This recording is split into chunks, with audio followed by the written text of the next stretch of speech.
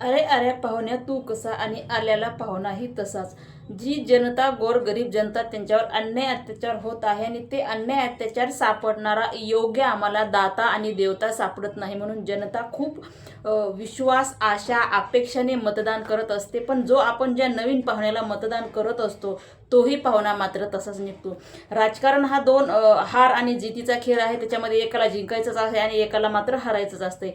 पण जो व्यक्ती ज्या व्यक्तीला आपण मतदान केलं आहे तो व्यक्ती हारणारच आहे. जरी हे समोरच्या व्यक्तीला माहिती असेल तर समोरचा व्यक्ती मात्र त्याला लाखो कोट्यावधी रुपये देऊन त्याचं मतदान विकत घेतो.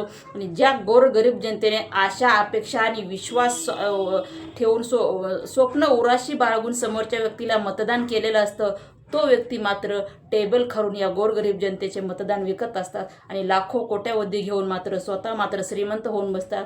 जो निवडून आला तोही श्रीमंत होणारच आहे 5 वर्षामध्ये आणि जो हारला तोही गोरगरिबांचे मतदान विकून ऑलरेडी श्रीमंत झाला आहे. दोन्ही बाजूने जर विचार केला तर नुकसान हे गोरगरीब जनतेचंच आहे. हारलेला व्यक्ती गोरगरीब जनतेचं मतदान घेऊन श्रीमंत झाला आणि ज्याने मतदान विकत घेतलं तोही गोरगरीब जनतेचं मतदान घेऊन श्रीमंत झाला. हार फक्त इथं गोरगरीब जनतेचीच झाली. अरे अरे पाहुण्या तू कसा आणि आल्यालाही पाहुणा तसाच. जय हिंद, जय महाराष्ट्र.